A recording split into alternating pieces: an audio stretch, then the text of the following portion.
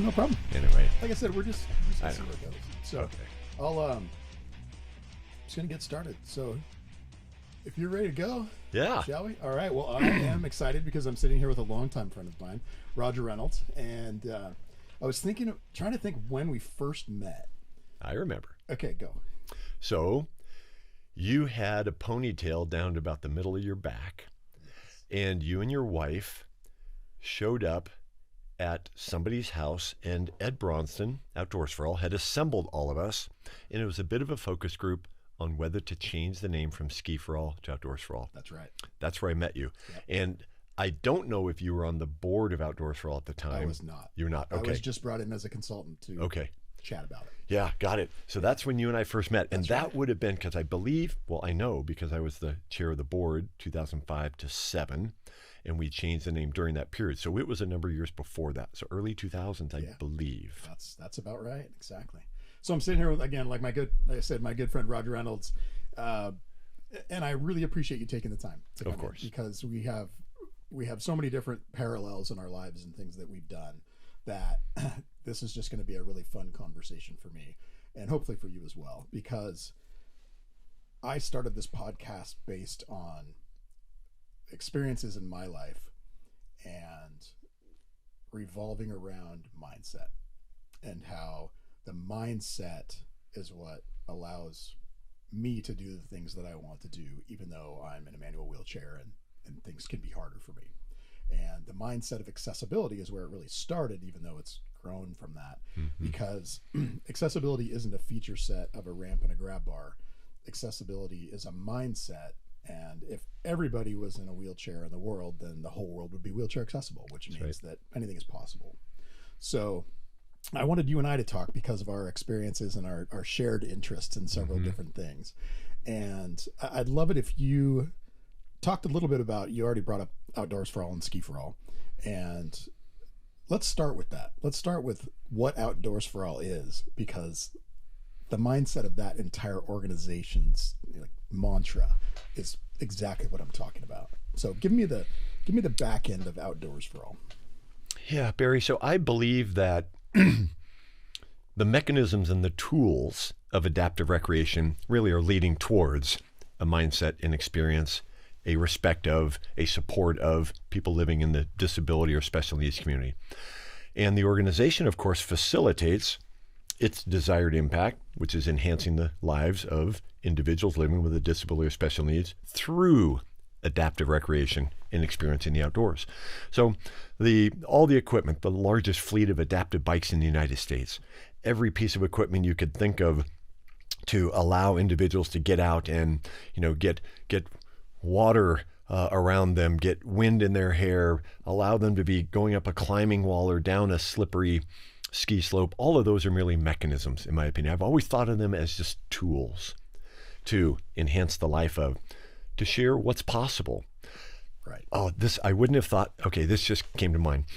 A week ago Saturday, Nadia and I were on the snowshoe trail outside of Hyack volunteering with Outdoors for All. There were 9 of us, and we were heading out on the trail. We had a couple participants and some instructors. And to the right, all of a sudden, this young lady, she wasn't part of our group, and I heard her yelling, "Outdoors for All, Outdoors for All. You guys changed my life. I love you, Outdoors for All." And I said, hold on. And she made some comments about, I bought my own snowshoes. I've got my own place now. And I said, hold on. And I grabbed my phone. I said, can I tape what you just said? Will you say that all to me again? She said, sure. And there's a 16-second video that I've shared probably a dozen times in the past week. And she said, my life has been changed because of Outdoors for All and the programs. She said, I bought my own pair of snowshoes. I now have my own place. And it was just this wonderful thing. And probably 25 people on the trail all clapped for her. She was out there by herself. Yes. She didn't need Outdoors for All. She was pursuing life on her own. Yes. She obviously, by getting her own place, and I didn't know her outside of that 20-second interaction. She obviously was living maybe in a family's home or with roommates. She had her own place. The joy in her voice, if I played that video for you right off my phone right now, we would all recognize immediately this program in particular, Outdoors for All, enhanced her life. Maybe it gave her the possibility and the vision, I can buy my own equipment. Maybe I have the confidence now to live independently and do things all are able to do or aspire to do. So it was pretty cool. Again, that was just an outcome. It was a symptom of, I believe, a mentality around Outdoors for All, which is let's use some mechanism. We have an expertise in adaptive recreation to facilitate life fulfillment experiences, being part of, quote unquote, the all. Absolutely. So my first experience was I crashed my motorcycle in 1991, and I got out of the hospital. I was like 8 months in the hospital, or 7.5 months. It was a long time. And then I got out and I went back to school, and I got into radio and was playing in that world. And then my goal was to go backpack around the world. So I grabbed my best friend roommate and said, I can't do this by myself. You got to come with me. And he and I took 2.5 years and backpacked around the world. I went to 19 countries. I've never heard this story. And Brian and I traveled all over the place. We started in New Zealand and then went to Australia. So actually 30 years ago today, this day, I know exactly where I was 30 years ago because my diary is telling me that. Every day I'm reading my diary because we were in New Zealand. So I had traveled for about a year and a half. And I surprised my friends who were getting married and my sister for her high school graduation. So I flew home and didn't tell anybody. And no one knew that I was coming home. So, well, except the bride's mom, because she got me a text. So I flew into SeaTac. I got a cab to take me downtown so I could get a bus to get home with my backpack. And I came home, I walked in the door of my parents' house, and nobody was home. The phone rang, and it was somebody from this organization called Ski for All that said, "Hi, is Barry there?" And I'm like, "Yeah, this is me." He said, "Well, I've been given your name because we're starting a water ski program, and we're down on Lake Washington, and we need participants this afternoon to go ski. Would you be interested in learning how to water ski?" And I went, "Well, yeah." So I went outside, I got my Mustang started, which had been sitting there for a year. I charged it up. I drove down to Lake Washington. I pulled in at some guy's house down right just south of where the VMAC is now, or maybe just north of where the VMAC is now. And I water skied. Well, King 5 was there. So I went out and I'm behind the boat, and I've got 2 jet skis, one on each side of me, and I've got the support group and the second boat, and John Stevenson was there, and Bill Hines and Ruthie Stender were there, and boom, next thing I know, I'm skiing. Well, they followed me around with a camera. So I'm out there skiing. My dad comes home from work and is sitting on a couch and is watching me water ski, having no idea that I'm even in the country. And so I got home that night, and my dad was like, "What the hell?" He goes, "I didn't even know you were here. I had to find out on TV that you were in the country again." That's because a great story. I learned how to water ski with Ski for All. Yeah. And then that was when my affinity for the organization began, because I realized that they were giving me an opportunity that I didn't think I was ever going to have again. Yeah. Water ski in a wheelchair? Come on, you got to be kidding. That's right. And then I found out there was snow skiing, and then there was all these other things. So when you and I met several years later, the thing I remember most about one of our first meetings was that somebody said that this organization has grown from snow skiing, which is how it started, to if you walk into REI, anything that you can do in REI that they advertise, we should be able to do at this new organization. And hence Outdoors for All became the name because of that mindset of, well, if you walk into REI, anybody with a disability should be able to do any of those things that are inside that building. That's right. And that was fantastic. I use that tagline today to describe in my elevator pitch. Walk into REI, see a piece of equipment. It represents an activity. We facilitate it for people with disabilities and special needs. Right. That's fantastic. It's changed my life, and I've always been, a supporter of the organization because of that, And what's really fun is, so I'm working on a book right now, and the woman who's guiding me is Ruthie, who was my first, she was one of my first experiences of Ski for All and Outdoors for All. And then she and Bill helped modify the snow skis for me with John Stevenson, and that was how I learned how to snow ski. And now 30 years later, Ruthie's helping me write my book, so we've stayed friends all these years, which is just fantastic. So I didn't know that your injury was 1991, because 1991 was my first year volunteering as a ski instructor with Outdoors for All. Oh. Interesting tie in there. So I didn't realize how kind of close post-injury you were when we may have first interacted. Yep. And then I remember the time I was pulling into Bellevue Square. You're going to steal at my the story. parking lot. Okay, you tell can't. it. Yeah, you No, can't tell it. You want me to tell it now? You tell it This now. is under just mindset. For fun. Okay. Yeah, it is. So it's just for fun, but I want to tie it in to the theme of why you had me here, which is mindset. Yeah. So one of the things that I'm going to submit is that the mindset of caring enough to actually be a little uncomfortable, to actually maybe step out. And in society today, we've got to all be very careful and appropriately careful. We don't know somebody's backstory. We don't know what's going on. We see things on face value. But I think there are certain circumstances where we all should take that risk and just step out a moment. So I wrote this down. I was going to share this. So I was on my motorcycle on my Harley. I'd just come out of the Starbucks at the Lodge, attached there to Bell Square.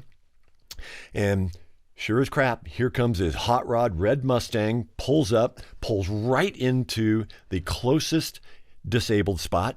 And here's this tightly cropped hair, good looking guy. And I'm like, oh, I'm on my motorcycle. I'm like, I got to say something. No, I don't want to say something. I got to tell him. No, you can't. I got it. I said, okay. So I had actually started my motorcycle, and you may not recall this detail, but I shut it down and I started to wheel my wheelchair, or my motorcycle, 700 pounds, kind of push it over to your car. And I was going to ask, hey, friend, are you really supposed to be parked? And at that time, you flung your driver door open. You pulled from the passenger seat your chair, and you started to assemble your wheels and etc. And the thing that I did, you may or not remember this, to save face was, hey, what kind of wheelchair is that? That's right. Because I love Tylite. A friend of mine used to be the owner of Tylite. He created it. And it wasn't until like, I think 20 or 30 seconds into that conversation, I'm like, Barry? Because the last time I saw you, you had this ponytail down in the middle of your back, and I didn't know you drove this hot rod red Mustang. So my reason for thinking of that in advance was, and I'm no hero here, it's not my point. No. I felt the anxiety, and it was like a 15-minute story playing in my head that happened over about 2 seconds of, do I go say something? Do I support the person that needs to park there as opposed to this good-looking young guy pulling up in his hot rod red Mustang that just, wants to be closer to his latte rather than walk 30 feet? And I took a risk there. And thankfully it turned out the way it did. Yeah. But I've never forgotten, what if I was wrong, or the anxiety that I felt. So the mindset, I think whatever someone's, I don't want to say, the able-bodied population, whatever, any of us, we have to, I think, have the ability to take a little bit of a risk and stand up for, or call out, or have a conversation around things that aren't comfortable, or that maybe we're seeing somebody just needs some education, or a little nudge to the right way to do something, or a little bit of understanding. And I'll lead this into one of the other things I wanted to share into this concept that you planted of mindset. So, as you know, is my 33rd year of working with Outdoors for All, starting in 1991. So the first 4 years that I was on snow ski instructor, and then my participant, my athlete, decided to be involved with our Special Olympic group, the Ski Hawks. So for multi-years running, I was a chaperone, not only for my athlete, but a number of other athletes. And the Special Olympic Games are in Wenatchee. So I would be responsible for, we're heading to the grocery store. Okay, got my 6 athletes and shepherd them around, or we're heading to a meal here or there. The times that I saw in some of our participants in Outdoors for All, you can physically surmise they may have a disability, and some you can't. We'd all be cruising in our ski jackets. We're all the same. We're on a team. And I saw people actually turn around and go to a different door, or because I think they had a fear of, do I open the door? Do I not? Do I step aside? Do I not? Do I go through? There is such a fear. And I think I want to believe it's a compassionate fear, that it is out of misunderstanding, not knowing, anxiety, and that people's morals and ethics are, I don't want to do something wrong, so I won't risk doing something right. And I saw that in restaurants and everywhere we went with a group of people that have physical disabilities. You can see it. The general public, I don't think we're trying to disrespect, but their mindset was, I don't know what to do. That's and right. That was really fascinating to me. Yeah. And so that early on lesson had me, I'm not a disability advocate, I'm just Roger, but anywhere I can, any situation, the people, not right now unfortunately, but a gentleman that was team member of mine at Coldstream, and he had to depart recently due to some health issues. Been a chair user since he was 16. He's in his mid-40s. And anywhere that I could introduce him in our company to, hey, I want you to get to know so-and-so, and just facilitate a conversation where maybe that person without a disability wouldn't have approached that on their own just because of fear and the wrong mindset. So, yeah, it's really interesting that I want to believe in the positive nature of human behavior. I want to believe that there is abundant compassion, but I'm also not naive to know that there isn't fear, anxiety, and hesitations, and that somebody has to intentionally try and help somebody over those items. Yeah, and I've been in a nice position to do that at times. You have, and you've been an advocate for that. And you said education, and education is huge in this respect, because people don't know because they haven't needed to know. And if you've never worked with, dealt with, met somebody who's in a wheelchair, then how can you know how to act, how to feel, how to react? Right. Because you haven't been in that situation. So I love to push the disabled population a little bit and say, you've got to have a little bit of grace. Just because they did the wrong thing or said the wrong thing doesn't mean it was coming out of angst or aggression. It was because they didn't know, and you educating them, then the next time they're going to be more apt to do the right thing. Whereas if you jump on them and aggressively attack because they did the wrong thing, then next time they're just not going to say anything. And they probably, with their friends and family around a glass of wine or something, are going to share that story. That's right. And it's going to propagate, and it'll be a telephone game of it blows into something bad, right? Absolutely. Yeah. I mean, just today, I'm driving our Sequoia, which is 10 feet off the ground for me. And as I was getting in at the bank, and I'm lifting myself up way too high, and I reached down to grab my chair, and boom, there was a woman standing there. And she said, I know you can probably do it yourself, but my son's in a wheelchair. Can I help? What a wonderful way to approach you. How perfect was that? How respectful. Absolutely. Yeah. Nice. And obviously, she had the son in a wheelchair. That's right. So her approach was, hey, I'm acknowledging you can do this by yourself, because you are by yourself. But if it can be easier for me to help, I'm here to help. Yeah. And I went, you know what? Let me pull the tires, and if you'd pick the chair up, that'd be great. There you go. So I've got my system, my routine. I grabbed the tires. I threw them in the back seat. She lifted the chair up, put it across my lap.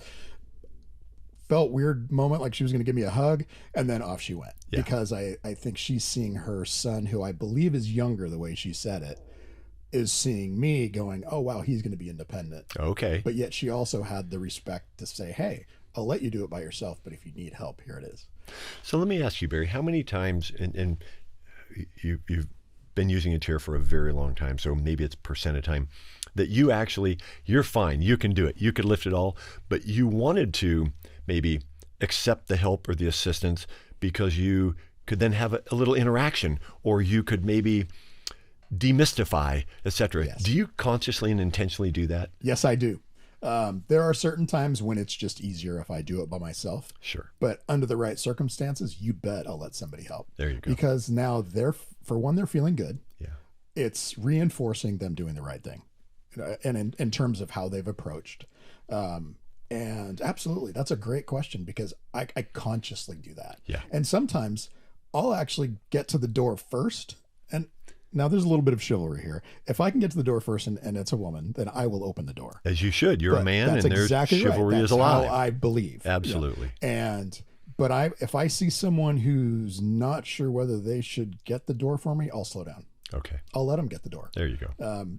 Just because it makes someone feel better. They're helping out. And that doesn't surprise me. And it doesn't belittle me in any way. That's right. Because people say the wrong things, again, because they don't know what they should say. Yeah. And sometimes there's a tact thing, and some people are just not tactful in general. Yeah. But I usually just get a giggle out of it. I don't take it too seriously. Under this topic, I got to share another story. So I won't use his name, but I had a gentleman 14 years ago when we started within Coldstream, the Disability Advisory Service Initiative. I wanted to do it right. So I got acquainted with a gentleman living with quadriplegia since he was 10 years old. At that time, he was in his late 30s, maybe early 40s. And he became a full-time employee at Coldstream to help me build out the DAS, as we call it, DAS system. And we had, at that time, monthly all-company meeting. And so this gentleman, rolled in, and I made sure in advance that, we were properly ready for him in this big conference room.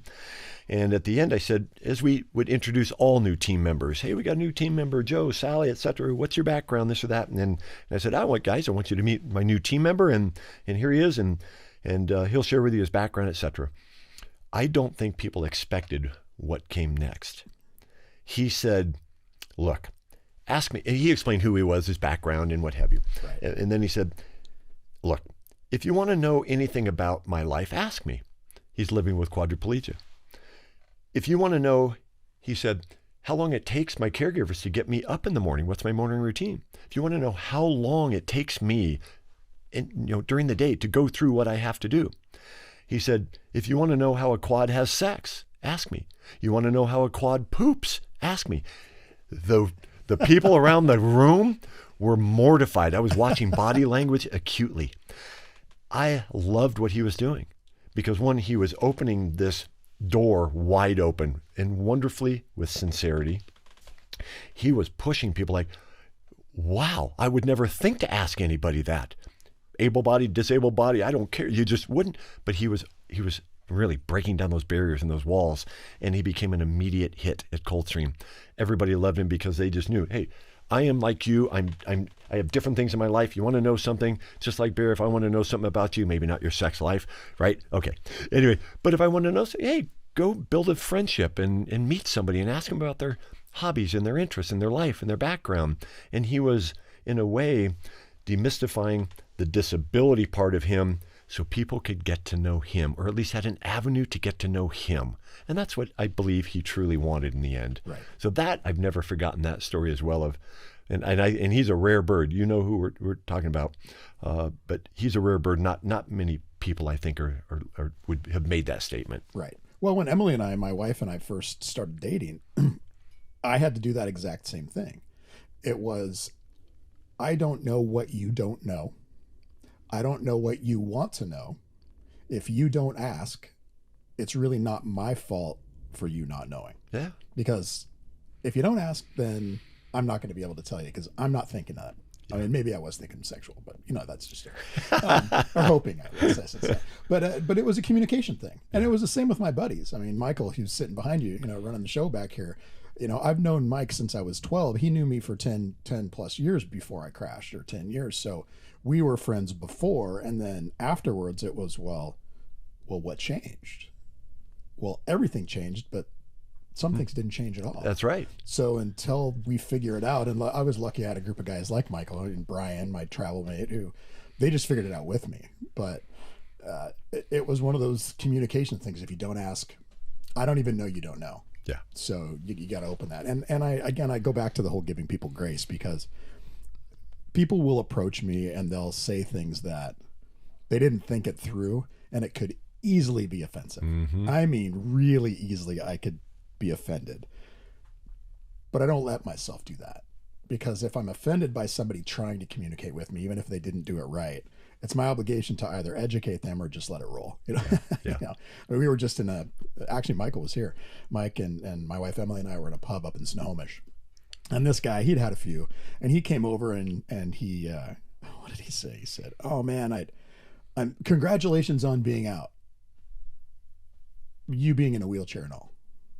Oh my! And I turned, and there's so many different things I could have said. I mean, and my immediate smart ass comes in, and I was like, no. You? No. Yeah, and I went, you know what? Thanks, man. I appreciate that. And then he kind of gave me a man hug, and then he wandered away. And Emily looked at me like, well, that was funny, because it really wasn't tactful. Yeah. But anyhow, whatever. So I went outside a little while later, and as I was coming in, it was just a sea of butts. Trying to get through a crowd in a small bar is a pain in my ass. So I'm moving through the crowd. He sees that. He jumps in front of me, and he cleared a path all the way to my table, moved everybody in the bar. And then when I got there, said, "Do you need a drink, man?" I went, no, I'm good. He's like, "Okay, well, congratulations again for being out. I love seeing you out here." And then he walked away. And I thought, he's got somebody in his world who's in a similar situation as me who doesn't go out.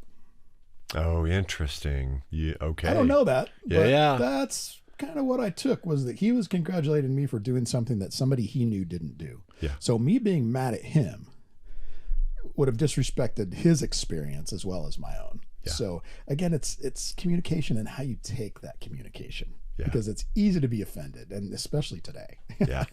People look at for ways to be offended. Absolutely. Yeah, we could all be a lot better off if we, spend the time trying to find things that have gone right versus not.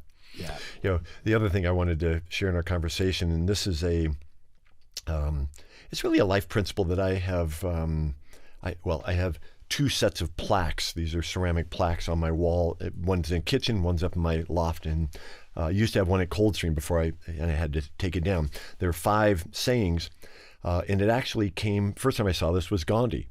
And it was, I don't know if he was the originator, because I've also seen it similar in scripture, but these 5 tiles, and the first one started with, he used the adjective loving. Loving thoughts turn into loving words, loving habits, loving actions, loving destiny. So his whole litany was thoughts, words, actions, habits, destiny. You can put any adjective in front of it. Gandhi chose to put loving. Loving thoughts turn into loving words, loving actions, loving habits, loving destiny or character. And we travel around the world, we travel in our worlds, etc. And what we're all thinking, we eventually are going to be saying, and you can't fix this. You can't alter this. This is the way God made it. This is the way both body and mind works. What we're thinking, we're going to be saying, we're going to be doing, going to be habits, going to end up in our character or destiny. So I think sometimes when you have positive thoughts, you speak in positive words, you act in positive manners. Anybody that knows you have a positive character around you. And if it weren't, and you and I both run into people, able-bodied and not, that have negative or challenging thoughts, challenging words, or prickly thoughts, prickly actions, or they're disappointed in their own life, their own place, and it emanates. So I think that back to this mindset, I challenge all of us, able-bodied, disabled, all of us, to think of how we can control things. First off, is positive or loving or compassionate or forgiving. Thoughts, words, actions, habits, destiny, apply whatever adjective.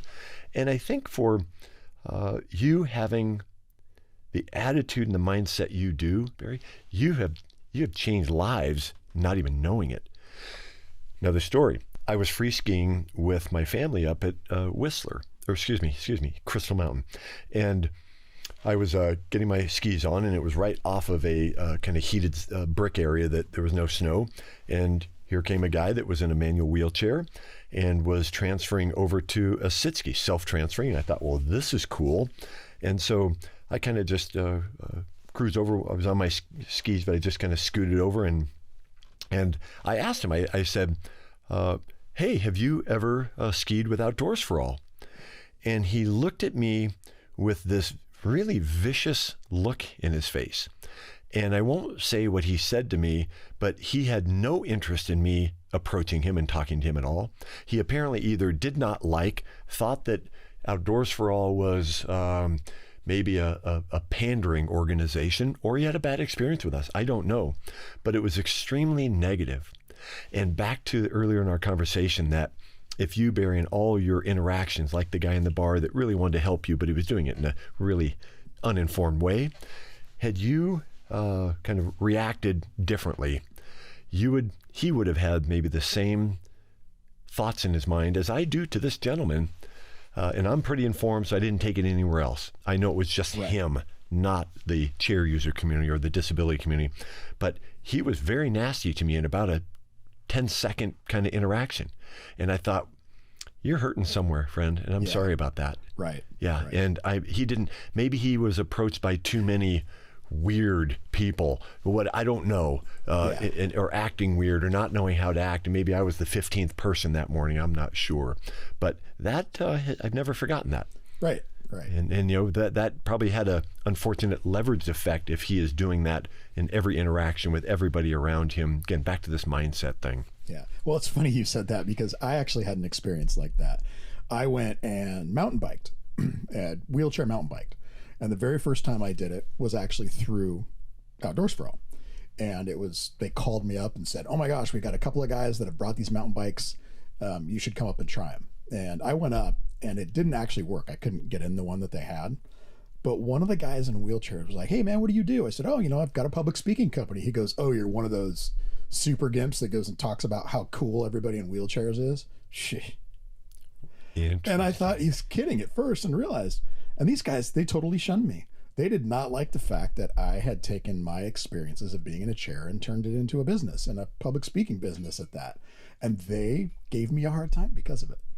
And what's funny is a few years later, when they made the movie Murderball, one of those guys was in Murderball, and it was part of it. He wasn't one of the lead guys, but he was part of that team.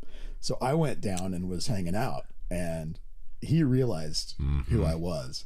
And I went, dude, really? You know, don't even. Because he tried to be nice now because he realized that, well, I may have had something to say. Yeah. But his interaction to me was the same. It was like, oh, jackass. Yeah. Right. It just made me laugh. That's so right. it's humans are humans. That's right. You deal with the good, the bad, and the ugly. It's just how you react when they do different things. So let's chat a little bit about not the humans, but maybe the system. Yeah. Like work systems. Yeah. So in the workforce. As an employer,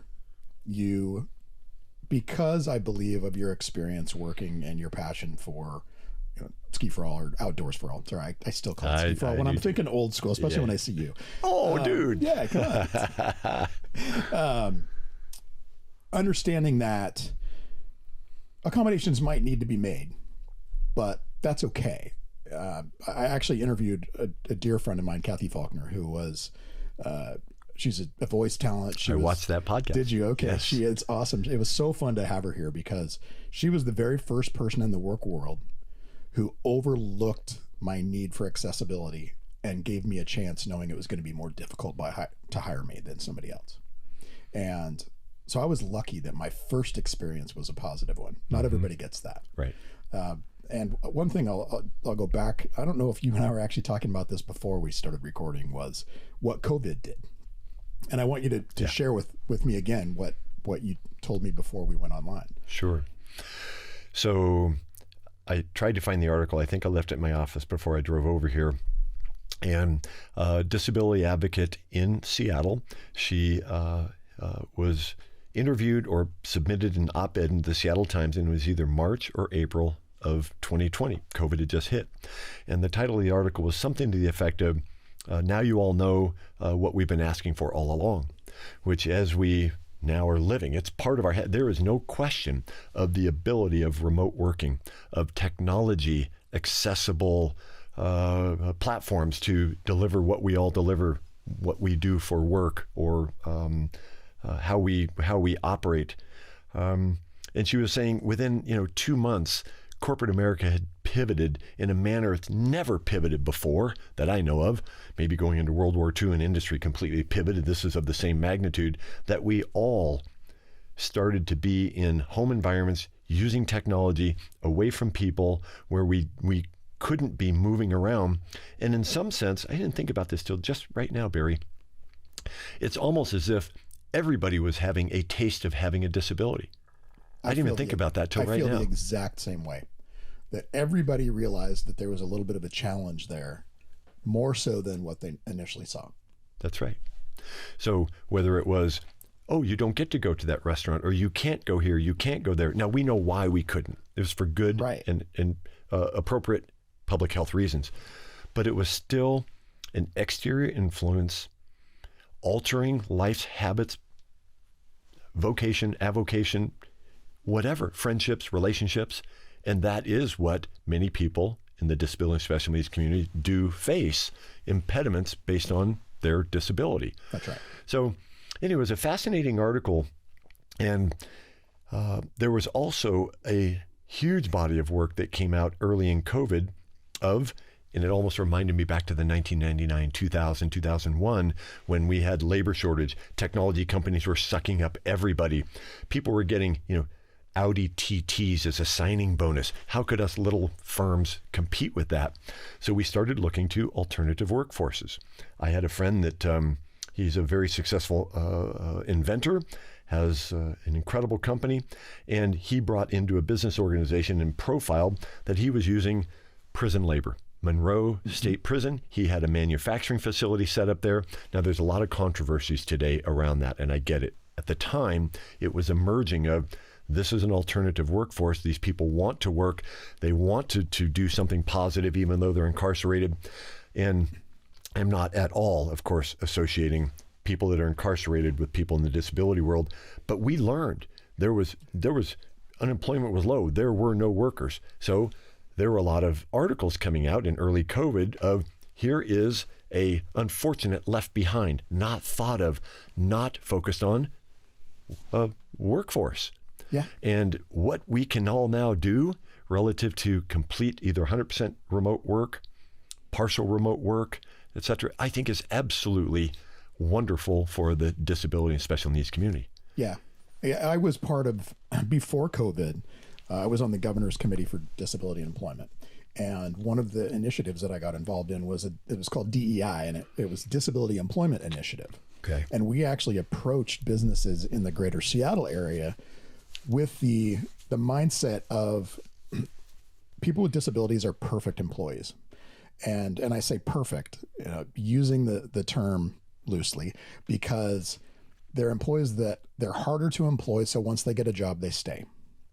They're more motivated. There's a whole list of criteria behind hiring somebody with a disability that we were trying to promote. And I got to give credit to Alaska Airlines. Of all the companies that I talked to, Microsoft was spearheading. They were one of the leading companies that was willing to have the conversation. And so was Alaska Airlines. And I actually met with Alaska Air Group that was trying to figure out how they could do customer service remote before COVID.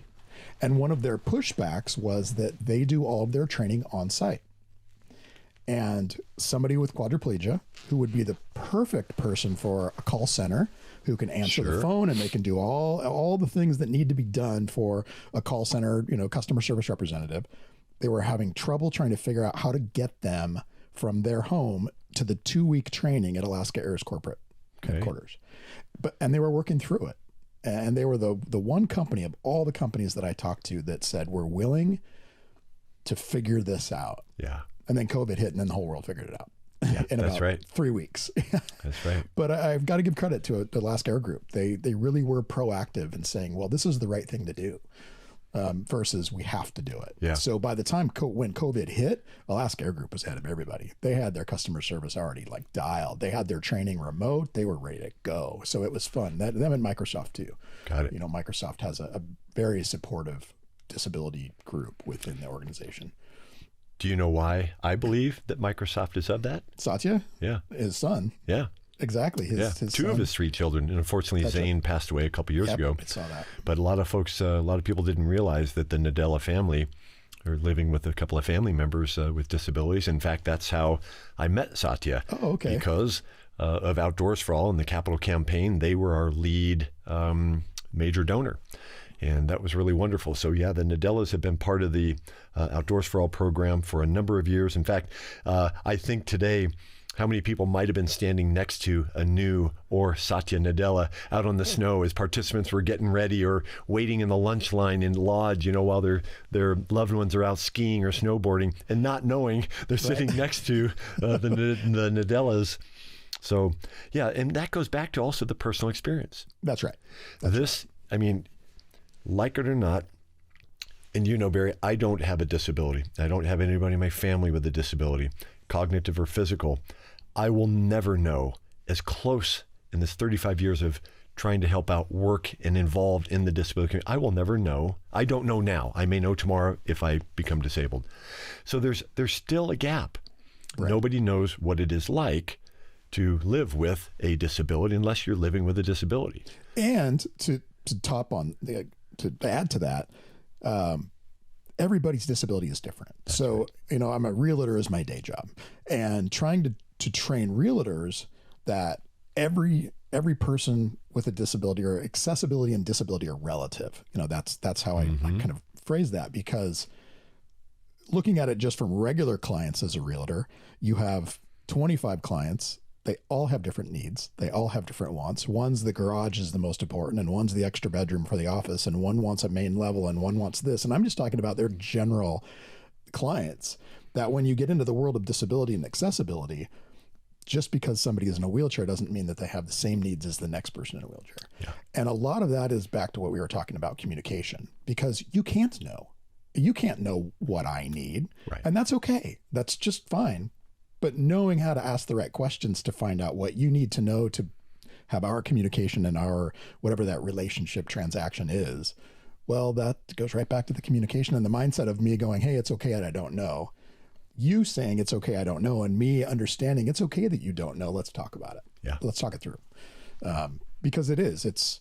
I was amazed when I first got into real estate. And I know a lot about accessibility. You know, being on the governor's committee for disability, I learned about disabilities that weren't my own. And it broadened my horizons. And being part of Outdoors for All, you know, being next to a kid who has some, whatever the disability is that they've got. And I took a group of quadriplegics out to lunch. It's dangerous. Don't ever do that. Don't ever put them all at the same place at the same time, because they're crazy. And I went, okay, you guys, Barbie dream wedding house. If you could design your Barbie dream wedding house, what would it be? And I got 5 different answers. That's right. I got one that said, I want 100% of my house accessible. I want to be able to access every square inch, because someday I'm going to get married and I'm going to have kids. And I want to be able to assist them verbally in the things that they need to be able to do when they're growing up, even though I can't physically help them. And I got the guy sitting right next to him went, that's a bunch of crap. He said, I want a 3-story house. And I went, you're funny. And he looked at me and went, no, I want a 3-story house. I went, what are you talking about? He said, I want the main level 100% accessible, everything, everywhere that I go. He said, but I've got caregivers that come over all the time, and when they're not in my square footage, I want them out of my square footage. Yeah. They can climb stairs, or they wouldn't be my caregiver. They can go upstairs. And I got a bunch of equipment, and I want that equipment out of my square footage, so I want it downstairs.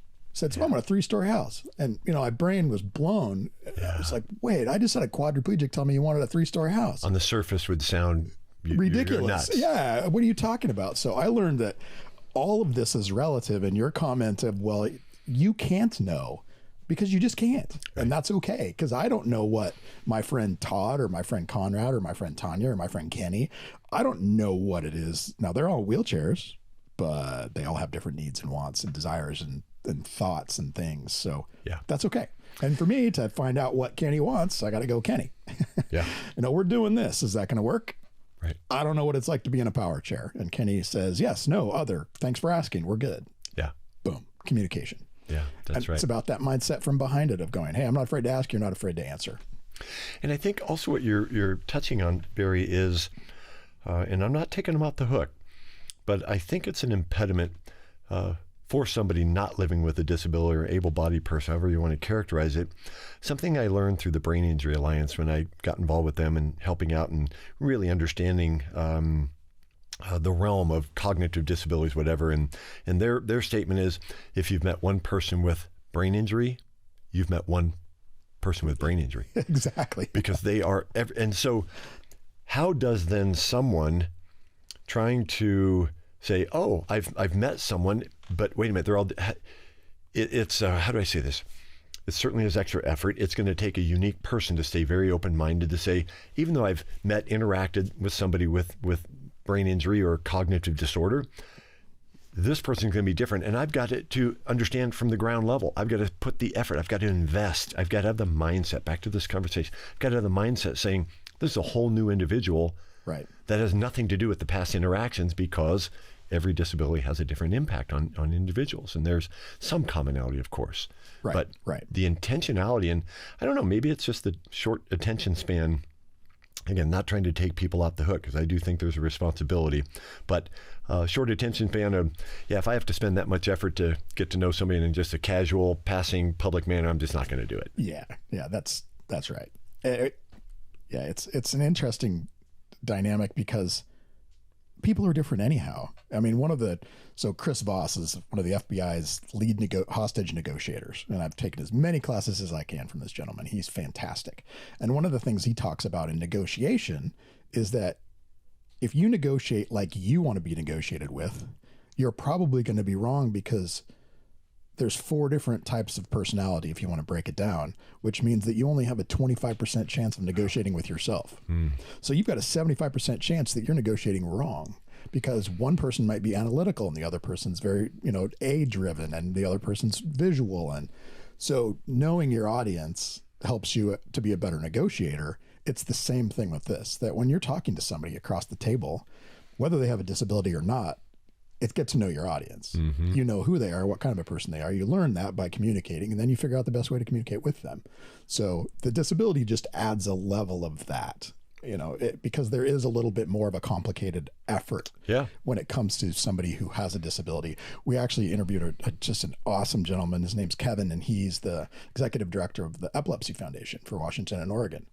And he and I were talking about how my disability is very visual. You can't not see my wheelchair. Sure. Epilepsy is not. That's right. So there's this immediate stereotype that when something happens within the epilepsy world, and again, I'm generalizing now, that people go, whoa, what? They have no idea because they can't see it. Yeah. And they don't necessarily know that that person's epileptic and that they have a special need or special needs until something happens. That's right. And then they freak out. I say they, but people will go, oh my God, I don't know what to do. Yeah. Because you just can't know, and so until you ask. So we had a really fun conversation about the communication thing as well. Yeah. So I'm looking at a magazine in front of you, and I have to giggle because tell me what it is. Well, as you know, I subscribe to New Mobility magazine. We get it in my office, and all my team members look at it because we're spending a lot of time trying to understand and learn and resources. We meet people through this thing. And I actually want to interrupt really quick. I want to know why the people in your office are interested in this and why you have them. What facet of Coldstream brings the need for them to understand disability, accessibility, etc.? Yeah, got it. Okay. Whole different realm, but absolutely related. Barry, 14 years ago, I was contacted by a very prominent attorney here in our state who had just settled on behalf of a young man at that time living with quadriplegia based on a serious ski accident. And they just settled a case for him. They'd heard about my work in disability, adaptive recreation and disability world, and found out that I was an investment advisor, and contacted me saying, would you meet this family and potentially serve their financial wealth management needs? Love to. Met this gentleman's family, and we agreed to work together. 6 months later, the same law firm settled a very significant case. A young man, incomplete quad, has some upper body movement and capability, but paralysis on his arms, and chair user, and a large settlement. And would you meet with this young man and his family? I said, well, sure. And something started to feel very weird to me. And that is my family and I don't know why, but back to college days when I was running a dorm building, and one of my residents was older like me. I was in the Navy before college. So she and I hit it off, but she was living with severe cerebral palsy. And her name was Joanne. We hit it off and became very close friends. And first time her freshman roommate came down and knocked on my door and said, Joanne's having a seizure, and et cetera, and I've got to pull her tongue out of her throat to have her not choke, et cetera. And I'd never done this before. Freaked me out. But that was my first time of real serious interaction with somebody living with a disability. Got into the workforce and met Outdoors for All, Ski for All then, et cetera, and said, this is my calling, supporting people in this realm, doing what I can do. So this attorney gets in touch with us. A couple of these cases, we're serving these families. And I started to feel weird of, wait a minute, my family and I haven't been doing this out in the community and et cetera, because, and then bringing that into the workforce, I'm not trying to monetize our kind of, what I think is an obligation for everybody to be serving the public somehow, some way. Be a contributor, not a consumer. And so I spent a year, put together a focus group with people that I knew in the disability community, legal community, children's hospital, doctors, et cetera, and came up with, there are people living with disabilities that have financial needs. We, of course, do all of that. And then I happen to have this unique at that time and growing interest and knowledge of disability community and awareness and advocacy. So I thought, why not us? So we created Disability Advisory Service, which is to do all that we do for financial services, wealth management, tax planning, investment planning, estate planning, all that kind of stuff. But then we overlaid this disability advocacy. And I'm proud that we've never charged fees for this. There's nothing. It is what we can do, so we should do. Helping people get connected to the right construction folks to remodel a house, getting to know the automobile conversion companies, getting to know, of course, the adaptive recreation programs, the rehab facilities, like pushing boundaries, to understand benefits, understand, for instance, someone's living with a disability and maybe they were, unfortunately harmed by the actions of somebody else and they're going through a lawsuit. And along the way, maybe they're using friends and family as a caregiver and neighbors. Everybody's trying to help out. Well, at some point, this person gets financial reparations for whatever harm. And we come in and say, wait a minute, you're now an employer. You're not just going to pay, a little bit of spiff here and there to a neighbor to come help you out, et cetera. You're an employer. You're going to start paying taxes and you're going to have employee manuals. You're going to do this right, not only to do things right, but also so somebody doesn't transfer you and hurt their back and sue you, and these precious financial resources you have that are critical to your life, you're not going to lose them. So that comprehensive nature of trying to help these families navigate, okay, we know wealth management, but navigate the other side is what created Disability Advisory Service. And I am so blessed, Barry, that 90% of my professional time since 2009, when we started this initiative 14 years ago, I get to spend on exactly this. So I'm looking at New Mobility Magazine. The reason, answering your question, is my team knows I run this team and this is our focus. And I hire against this. We have 12 people on this little team. We're just 12 out of 175 at my company. And everybody that is now on the team has been presented with, this is what we do. If you don't have an interest in this, if you don't have a passion for or aren't open to growing a passion and an interest in supporting the disability and special needs community through financial services and what we do, then I'm sorry, we're probably not going to be a good fit. So New Mobility Magazine, we read every month, we pass it around, everybody gets to sign, we get articles, people are following up on resources. And here, one of my team members came in this morning. I have all these, for probably the past year and a half sitting on a desk. He opened this uniquely. Everybody knew I was coming in to chat with you today. And sure as crap, here on page 50 is your picture right in front of the, the real estate section. And this was really cool. So I didn't know that you were in here, even though I read this every month cover to cover. So I thought I'd bring it in. And anyway, everybody is excited to hear my experience today. They knew I was coming out to talk to the great Barry. Yeah, right. And et cetera. And, here was another article another edition. This, I don't have my glasses on, but this was just a month ago. And here's, Ian's favorite trails. Oh, yeah. You know who Ian is. Oh, yeah. And there's Ian. And I think in this other one is our buddy Kenny. Yep. And so, we get a lot of resources. We talk to service providers who are advertising here that we want to know and vet their services on behalf of our clients. We've gone to conferences. So yeah, this is why these two magazines are here, New Mobility. So and I'll continue a little bit more on this whole financial service side. This unique realm, for instance, of special needs trusts. Somebody has financial reparations for some harm. If they're a minor, these monies need to be protected and not just, and it unfortunately happens, just be open to family actually having access to. So we'll set up these special needs trusts. We know a whole cadre of specific attorneys that are trained in drafting special needs trusts, and trustees and trust protectors, all these unique things that can help facilitate the financial uniqueness of somebody living with a disability. So yeah, that's our focus. And it comes down to whether we can be on site reviewing a construction project or getting somebody introduced to, adaptive rec program.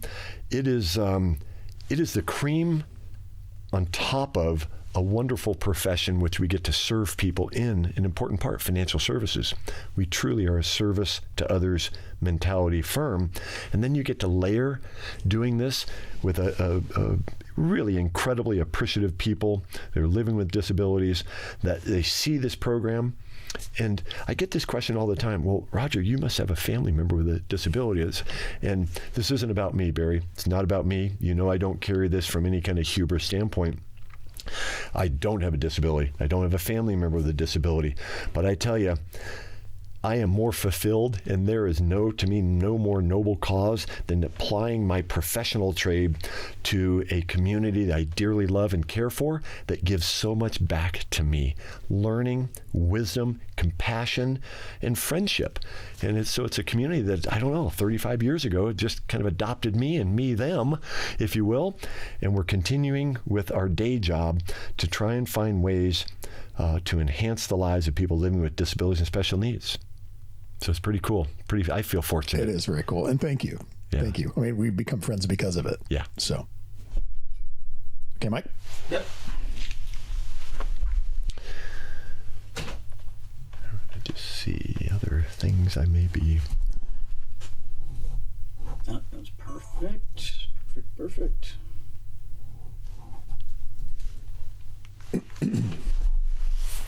A couple more stories. Okay. Is there something else that you... No, I'm just thinking of maybe, and I may need some prompting now of general discussion themes that come to your mind, because I may be fresh out. No, we're good. Okay. No, this is perfect. I mean, we could end it right now and it would be perfect, but I want to continue it. You bet. Just let me know when, Mike. We're rolling.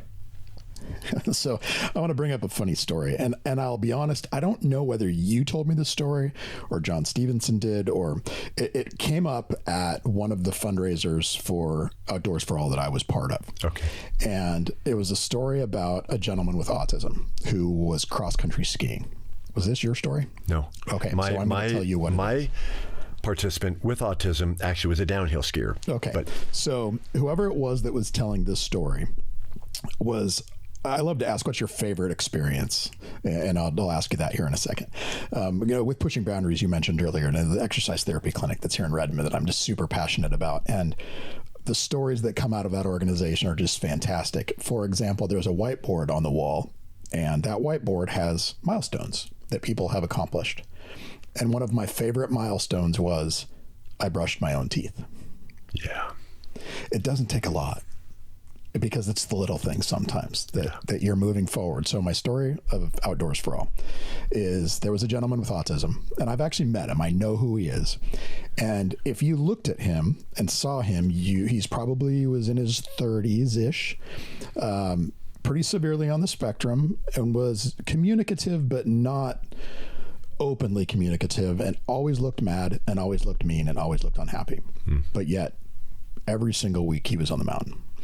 And one day, whoever it was that was telling this story said that they were cross-country skiing and they were going across a little creek. And he said that this person, this gentleman, had never smiled. His mom and dad both said he's having fun, but everybody thought that he was being tortured as he was brought out to do this.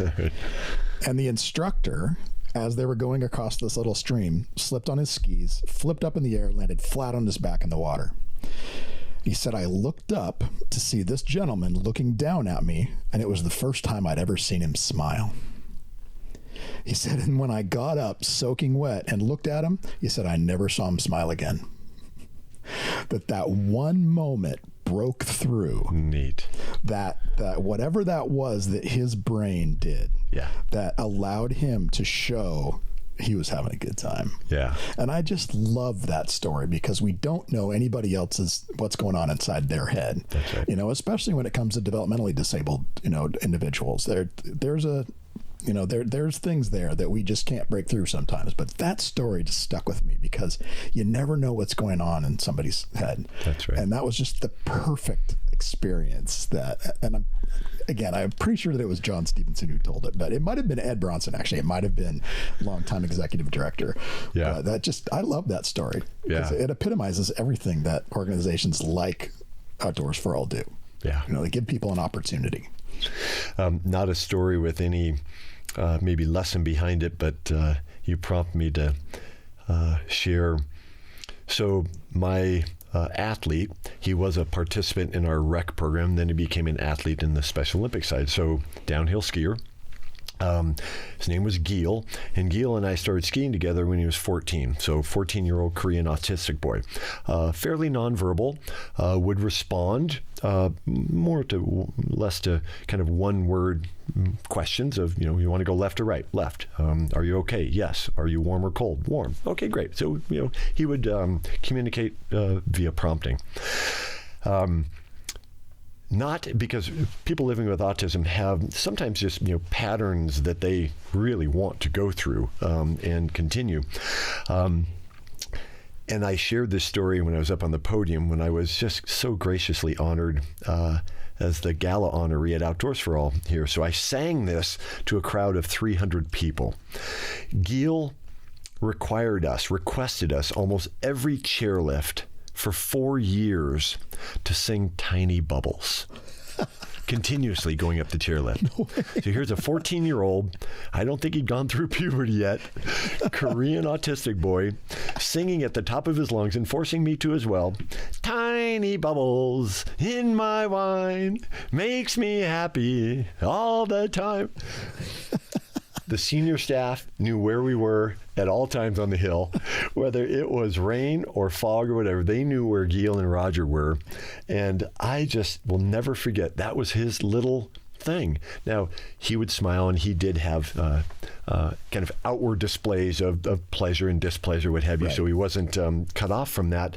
But I think that was a joyous moment for him, that he somehow cajoled this guy next to him to actually sing this with him for 4 years running, 7 weeks each year.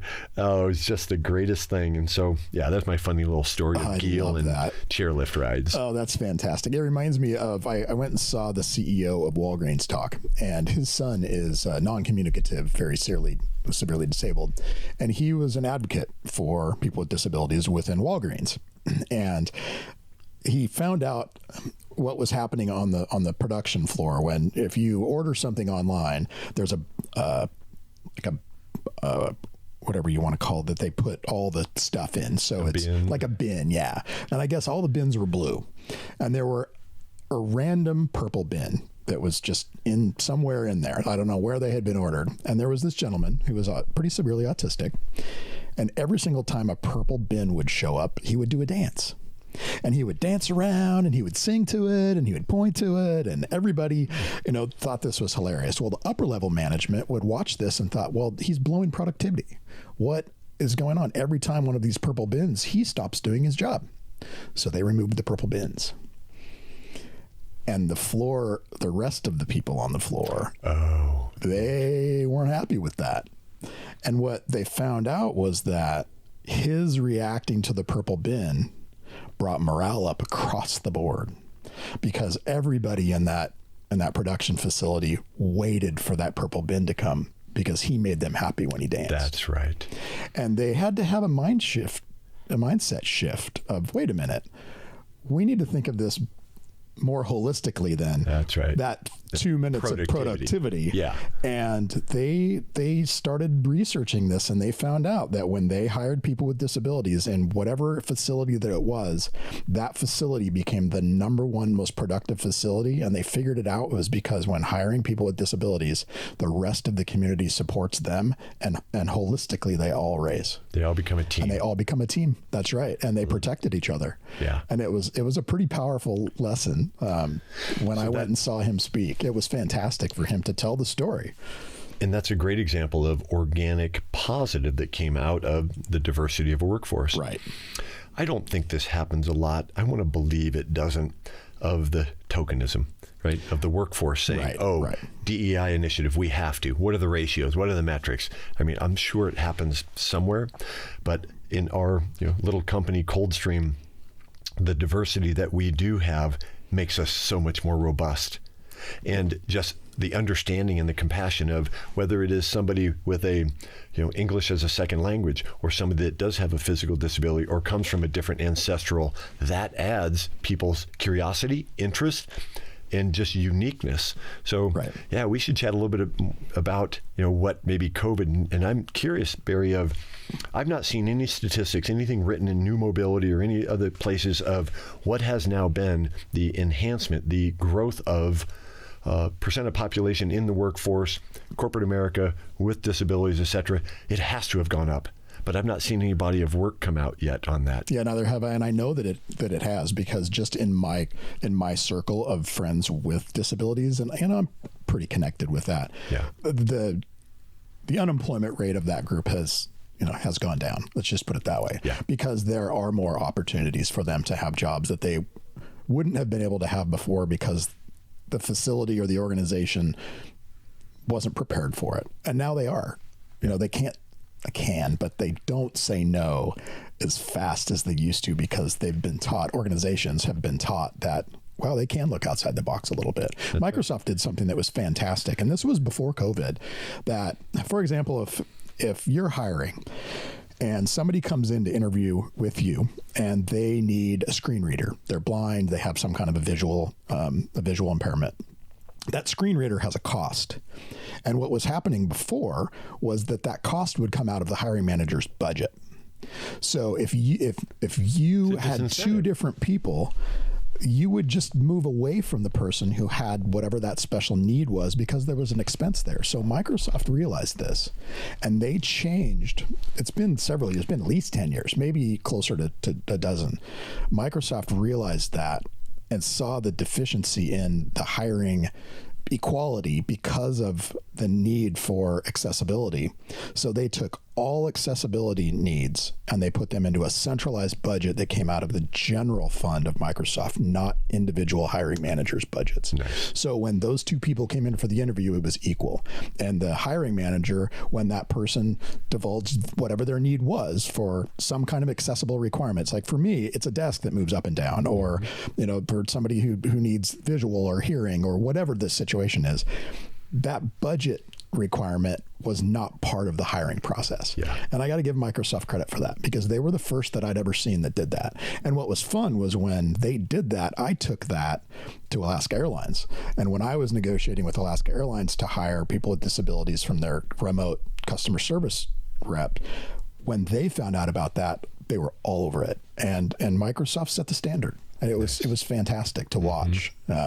They were the first company that I've ever heard of that has a chief accessibility officer. That's right. And Jenny LeFleury is absolutely wonderful, and I've known her for a long time, and she's been very proactive. I wouldn't have been able to remember her name had you not said it. Yeah. When we kicked off the capital campaign in 2017 for Outdoors for All, we actually met with her. Oh, fantastic. At the campus, and what an incredible woman. Again, absolutely. I would not have remembered her name, but her whole department, everything that they do, because we were trying to get Microsoft essentially to help us put together almost a video that we could then use in some of our fundraising. And the technology, gosh, it's skipping me. It's for sight impairment. And it is essentially where people can actually go out and recreate with this. Barry, darn it, it's slipping me. So we actually were able to, and we showed this actually to Satya Nadella afterwards. So we had two kayakers. One was somebody with sight impairment. One was an Outdoors for All volunteer. And due to this location sounding, somebody...